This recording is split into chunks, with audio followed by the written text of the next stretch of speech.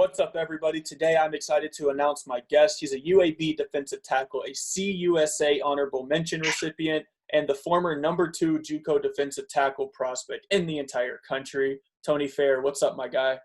Hey, how's it going, man? I'm just chilling. I'm happy that you were able to get on the show today. And we've been talking for a few weeks, but, I obviously went through a big move, and then happy to get you on. Man, I know I'm happy to be on here with you. I appreciate it. So, tell us a little bit about your hometown of South Bend, Indiana, and what makes it so special and unique. Really is everything to me. Basically, my whole family, we all grew up here, were raised here and everything. And shoot, this is where I finished my schooling at for high school. It would allow me to go on to the next level. Yeah, for sure. For those of you who aren't watching the YouTube version, my man's wearing an Indiana Pacers shirt. NBA just announced they're coming back. Yeah. Did you see that? The NBA just announced they're coming back July 31st, I think it was. I heard that. And shoot, I think the NCAA is doing the same thing. They're starting to bring athletes in so we can start training to get ready for the season. Good. That's what's up. We need football, man. Shit. Who you telling, man? You know, when you play football for so long, man, you get used to hitting somebody on the field, and it's like when you don't got that to feel it, then it's just weird. Yeah, for sure. So you originally committed to Indiana State out of high school. You went there as a true freshman in 2015. What led to your decision to go to Indiana State? What led me to go there? So, man, it's a few things. So, coming out of high school, I wasn't the best in classes and stuff, but I ended up getting the stuff done. I had IU coming out of high school, but just still my grades weren't where they needed to be to go to that Big Ten level. So I ended up settling for Indiana State, morely because I didn't know about the junior college route. Coming out of high school, our coaches, I don't even think they knew that much about JUCO, but when I learned about it, they didn't tell us that if you were good, you were going to get out. They just said it was going to be extremely hard to get out of junior college. So that's what drove me to go to Indiana State straight out. I think a lot of people's kind of perception on JUCO is like what they saw on Last Chance U. Is that accurate, or is that just kind of East Mississippi? That's them. That's a lot of JUCOs. If you want to win, the coach is crazy like that. Me, I went to Arizona after being at Indiana State, and I played for Pima Community College. And my coach he was crazy. The man was a hard ass. He made it happen though, but I loved him though. He pushed us to our limits, and he made sure we didn't do nothing more than like we were able to do. But he did push us all the way until we were done. Yeah, man. And so following your true freshman season at Indiana State, you suffered an injury. Can you kind of go over what that injury was? And a lot of people don't realize that like it was career threatening, man. Like you thought about just hanging up the cleats. So can you go into like your thought process and everything? Yeah, so basically it was the freshman year when you go into college, it's really hard because it's life-changing. People don't know, but when you go to practice, you're there and you're with the football team all day long. So you go from waking up at 6 a.m. because I got there for camp. You wake up at 6 a.m., you go eat breakfast, then you get ready for workouts, then you got running conditioning after that, then you got more meetings, and it's like that was my freshman year. So I was not prepared for all that they laid on me coming straight out of high school because we didn't do nothing like that in high school. So anyways, as the season went on, I found out I was redshirting. I just kept practicing, getting better and better. Then I ended up getting a concussion towards the end of the season while I was practicing. So they sat me out for a few weeks, but the concussion didn't go away. And it just lingered on me and stuff. And then, with me being a freshman too, honestly, I let it go on a little bit more because I was just like, I'm not playing anyway, so I get a little more rest, But anyway, the doctor and stuff, they just said when I was trying to come back, I started coming back working out with the team and everything. The doctor just said he didn't want me to get any more concussions, and he did. He suspended or expelled. It's either suspended or expelled me from any NCAA sports or activities being able to play again. So when that happened, not gonna lie, I had some tears and stuff, broke down crying about that because it's different when it's taken away from you from when you can get back to it. So Yeah, I was hurt for a while about that, and I ended up gaining. I gained some weight because I thought it was really over with. But then my brother Hockey Woods, that was at Indiana State with me, he left. He left that same year that they told me I couldn't play anymore, and he went down to Arizona at the Pima Community College. And he gave me a call and was just like, man, if you still want to play football, let's try the junior college route because. I mean, you're not doing nothing there no more, but, they had me on full scholarship to be a manager. And I was like, man, you're right. If I still want to play, I might as well go ahead and do it. So I ended up putting my stuff in. So after I got injured in the concussion, I stayed there for a whole year at Indiana State just being a manager. They had me on scholarship to be a manager. And I tried to talk to the coaches to get me back on the roster or whatever and try and get me clear, but nobody wanted to clear me.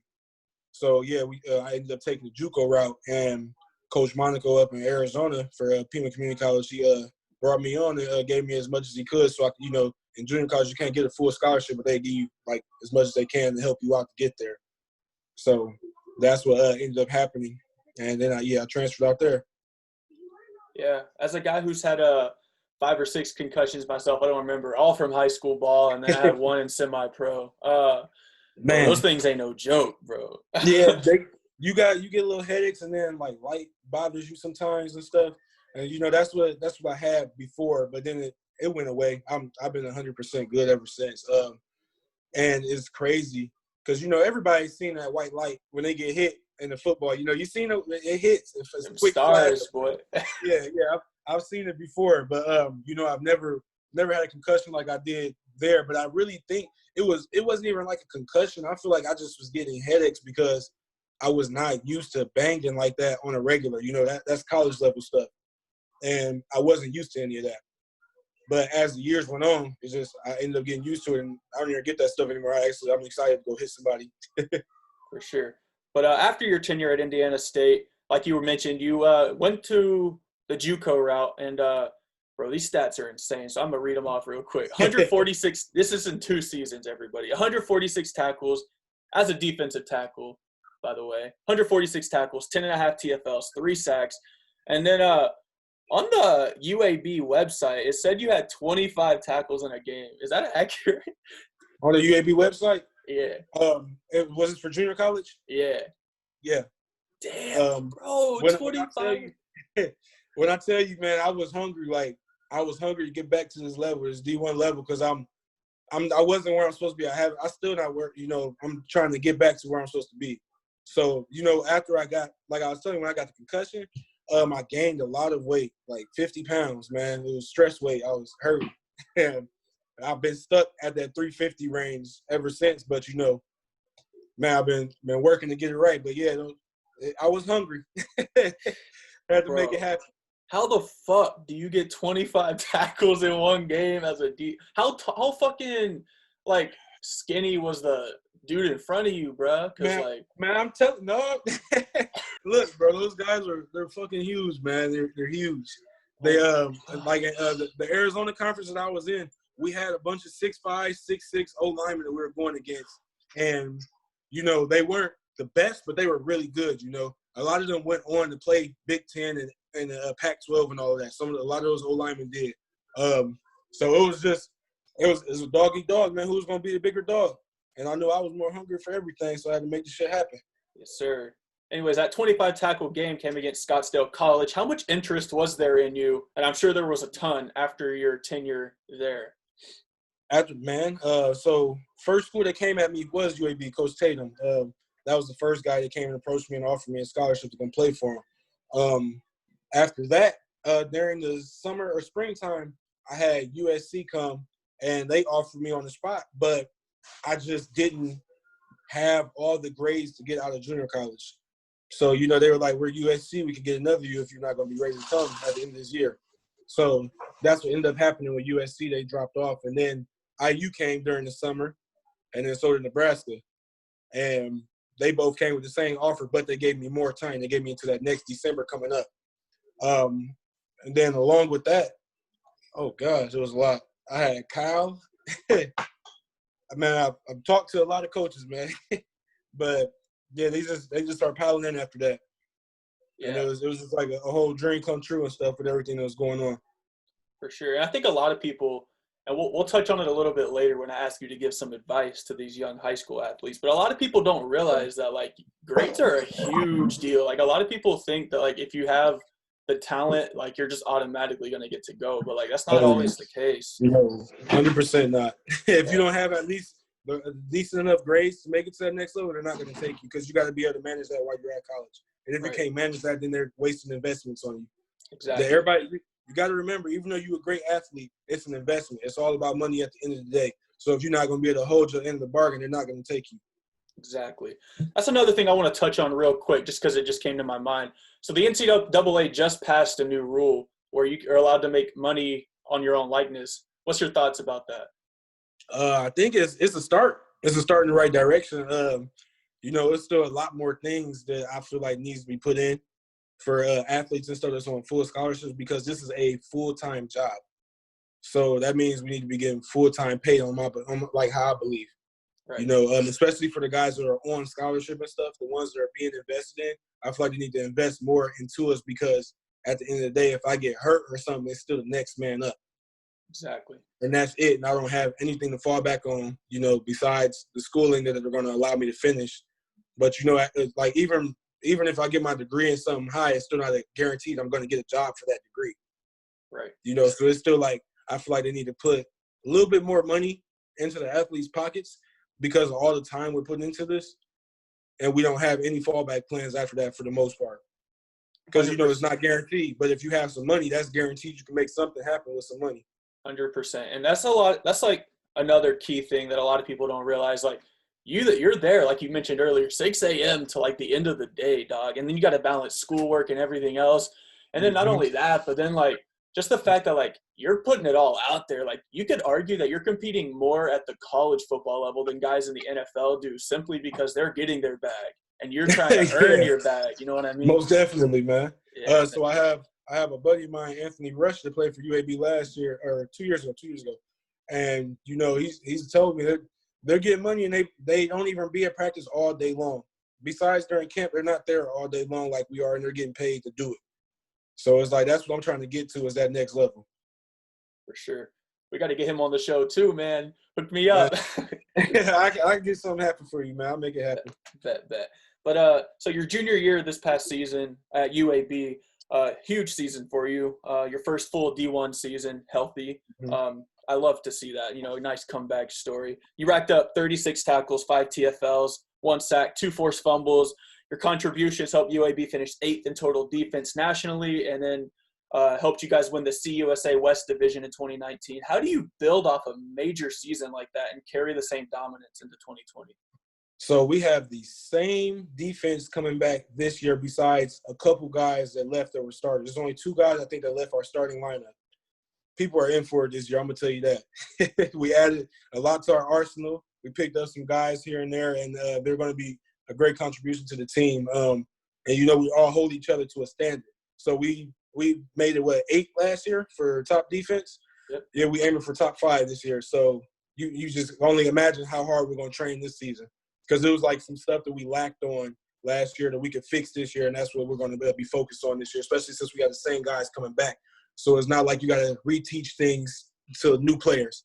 We're all the same people, and if you're going to play, you're going to fall in line with us. Yeah. I had Will Dawkins on the show, actually, as he was gearing up for the NFL draft. And, yeah, he mentioned that – actually, I talked to him a little bit after the show, and he mentioned you're a dog, obviously, and that there's definitely high hopes for you guys in the future, not just that season. So I am definitely excited to tune in and see what, top 3 – so, yeah, let's go top 3. Yeah, 100%, man. After losing Garrett Marino, my buddy on the D-line with me, I got some shoes to fill. It's not going to be too big, but because I can feel them. I know I can. So that's why I'm working on my weight right now and everything to get down so I can be more explosive when I'm on the field.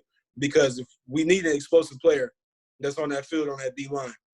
So I'm going to make sure I get that right so then we can make it even higher this year. Because, a little bit – I put it on me a little bit because it was still more I could have done last year if I wasn't holding on to so much weight, So, that's going to be a part of us getting into that top 5 range of the best defense in the nation.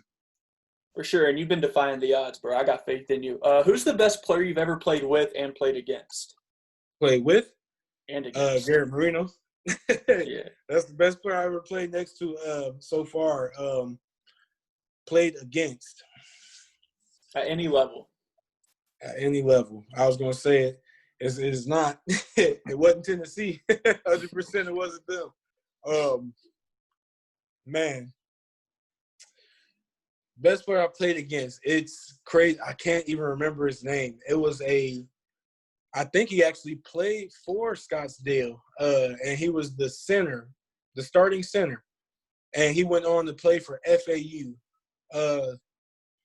The guy, yeah, I can't remember his name, man. He gave me troubles though, man. He every play he'd talk some mess, and then we'll get lined up, and then him and a couple more of his buddies come double team me and triple team. He was just like getting into my head trying to mess with me, and it did work. I give him that. It worked out. But yeah, it was a junior college game, and yeah, he was a starting center or whatever. He plays for FAU now. I think that was one of my hardest competitors right there. Nice. Give us your favorite college football memory. I know you have quite a few of them. And then kind of just take us into what like a typical, maybe a college practice day is like, and then a game day. Just like give us some insight for the young athletes tuning in so they really know what they're signing up for at the next level. Okay. Well, shoot, I would say my favorite college thing that I've done was go to the New Orleans Bowl. That was amazing. You know, they treat you like royalty when you're there. They make sure you're safe, you got money, and you get to go out, and then you got to come back and we got to train and stuff. And then, you know, it's amazing to be able to play in that Superdome, the Mercedes-Benz Dome. That thing is incredible. Yeah, I'm a big Saints fan, so. So yeah, that's the best part about doing all that work is you get to play and stuff like that, get a good fan base and stuff, and it was just, you know, it was nice. It was a good little boost of energy. But then for a typical day of practice, so I don't know if I should start with camp or just regular season or off season. So let me tell you, because most players come in and start during camp. Camp is going to be the hardest thing you ever do, just because it's so time consuming and you're not used to using all of your energy into that. So most, like for the colleges I've been to so far, it's that 6 a.m. thing where you're up there by 6 a.m. They give you some food, you get ready for meetings, and you're getting dressed. So you're getting dressed and getting food at the same time, getting taped up and everything. Then you have meetings for like the next 2 hours. So now it's probably around 9. After about like 9 to 10, you're going to get ready, go outside, and get started practicing. And that's just pre-practice. So you got your pre-practice going on, and that's with your individual groups. And then you move on to the regular practice, and that's still like an hour into it. So when you just got, man, everybody, you got to be ready to be able to bang all day long because it's not going to stop. They're trying to see who has the best mental toughness and who's going to be able to come through for them when the game's on the line. And that's what the whole build-up is about. So during camp, it's going to be hell. It's going to be hard to get through, but if you really want to do it, you're going to do it. You know, if you really have dreams of making it to that next level and stuff, you're going to push through it because it's only going to make you stronger in the end. What's the atmosphere like on a game day? On a game day, man, shoot, your heart pumping. You excited. It's like you excited, nervous. You don't really know what to expect, but all you can know is you can rely on the training that you've done. And if you really train your ass off, you're going to make something happen when you get on that field. And the other guy across you doesn't matter. Me personally, I've started looking motherfuckers in their eyes and see what they're really about when I get on that field. You know, it's a dog eat dog. And if the other dude ain't no dog like I am, I'm going to kill him. You feel me? On that field, I'm going to tear him up. I'm terrorizing. Because my whole goal is to get back there and get that damn quarterback or whoever has the ball. So at the end of the day, no man in front of me is bothering me. But for your first games and stuff, when you get in, it is a little nervous and stuff because you got the fans screaming and you don't want to mess up. My advice for that is don't go in there even worried about what if you don't mess up or not, because everybody's going to mess up when you're out there on that field. It happens. It's natural. You're not going to be perfect when you get out there. All you got to do is do what you do and do what you came there to do. The coaches recruited you for a reason to be out there, and it's because they believe in you. So you got to believe in yourself. Yeah, for sure. Yeah, so who gets you fired up on their pregame playlist, my guy, to get you out there and just dominate? Man, give us a few guys. So, you know, I don't know if you know about I think he's probably just popping out TLE Cinco. He's an Alabama rapper, Rook, man. Hey, he got some good music out. You gotta go check him out. And then we got Drake, along with some Future, and yeah, the rest of it, shoot, it's whatever come on. They put on some Young Thug when we in the locker room, and yeah, that's true. That's about it right there. There you go. You know, Drake the main man, though. That yeah, he got a hit for every type of mood you in. Bro, he got not just one. He got like 5 or 6 hits. Yeah, it's crazy. For every mood you in, he got the hit for you. Bro, everything. Who do you try to model your play style after? Like any NFL guys in particular? And then do you – obviously, I think we talked about this a little bit earlier, but do you strive to play in the NFL after college? Oh, 100%. That's not a question. Yeah. Especially after dominating Tennessee like that. That's why I'm not mad on my UAB at all. I'm not mad at all. I love it. Love everything about it. It's just that, you know, I wanted to play on that level, like Tennessee type level, just so I can embarrass those guys and look even better, you know, because I'm going against Conference USA athletes, and those aren't the top tier athletes, but they're good, you know, but they're not that Alabama and all of that stuff that I would prefer to go against. But, you know, yeah, I don't know. What else did you ask me? I got to answer that too. I said, who do you try to model your play style after? Like, which NFL guys do you try to play like? Aaron Donald, Vince Wilfork, mixed. That's literally what I was thinking, bro. When I was watching your highlights, I was like, damn, I see a lot of Vince Wilfork. Yeah, big guy in the middle that can handle it, and I'm trying to get that speed right so then I can get that Aaron Donald mix in there. Yeah, for sure, bro. And you have all the tools to do it, bro. That's why I got to drop this weight. You know, they say Aaron Donald's the best. I don't know about that. I just ain't made it right, so I got to get all the way right, and I'll be right up there with him. Bro, it's mindset. Not hard. It's a mindset. Good shit. What's your best trait you think you have that you'd be able to bring to an NFL team?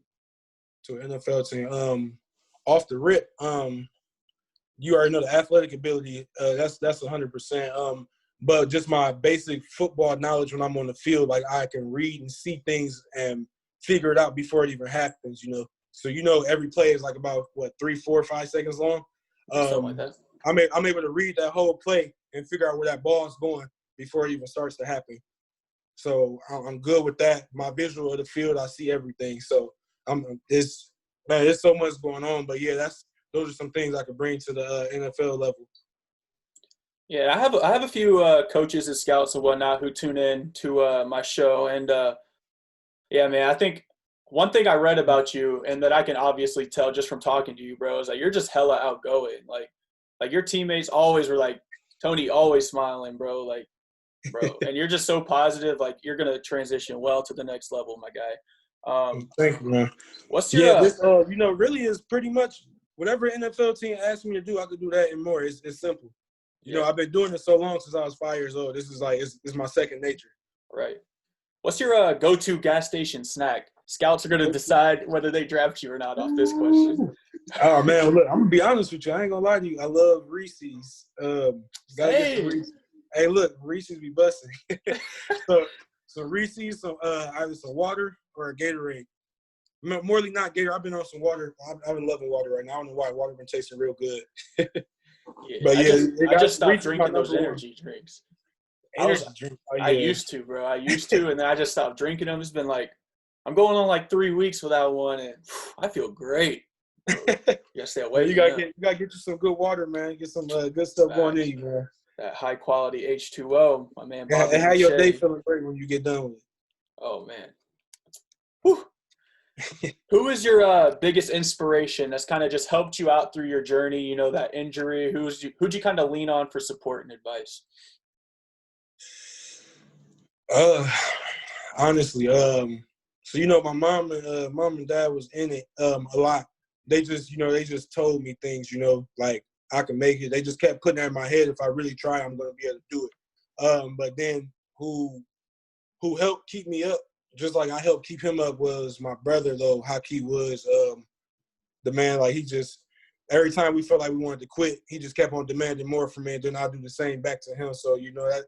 I guess that was part of my inspiration, along with the guys I had to deal with around me, like my junior college coaches and stuff, and they were just telling me, like, you can make it. Just keep pushing and keep working. you know, because it's a long process. It's hard preparing for something so long in advance, and you don't know if it's going to really happen or not. So, yeah, you know, I would give a lot of praise to my brother Haki, and then, you know, my mom and dad for keeping my head and letting me know that I can make it, you know. And, you know, more or less the coaches back in my junior college, because they never gave up on me when I was trying to make it to this level. Yeah, for sure. One last question for you. I appreciate it. It's been kind of a longer podcast, but any advice to the young athletes out there, the young high school guys, really who may not, like we kind of touched on it earlier, but who may not really truly understand what it takes to play at the Division I level or really any level, and since you played on multiple, just kind of give your feedback to them real quick. I would tell you, if you really love it, put your all into it. If you don't, it's not for you at all. It's time consuming, and you won't have any space. Like, you know, I have a girlfriend and stuff, and it's just like once I get there, I'm gonna be busy, and she knows that, and I know that, and it's just like it's very time consuming. So don't think those same relationships you had are gonna work all day long, because it's not. It's gonna change, and once that changes, it's gonna change the attitude on the field if you're not in the right spot with your head. So you just gotta be focused. If you really want to do it, do it. Put everything into it. Yeah, for sure. I appreciate your time today, Tony. Make sure y'all go follow my guy on Instagram and Twitter. Instagram, it's at TFairBear, and then Twitter, it's at TFair_. So y'all make sure y'all go tune in and follow my guy. Big senior season coming up. Yes, sir. They know it's coming. I'm letting y'all know now. I will be the #1 D tackle coming out of here after this season. There's nobody that can touch me. It's too simple now. You know, been working at this too long. First round NFL. So everybody tune into the games. Y'all check out UAB. Y'all know what we're doing, man. Blazer up. Yes, sir. Have a good one. All right, you too.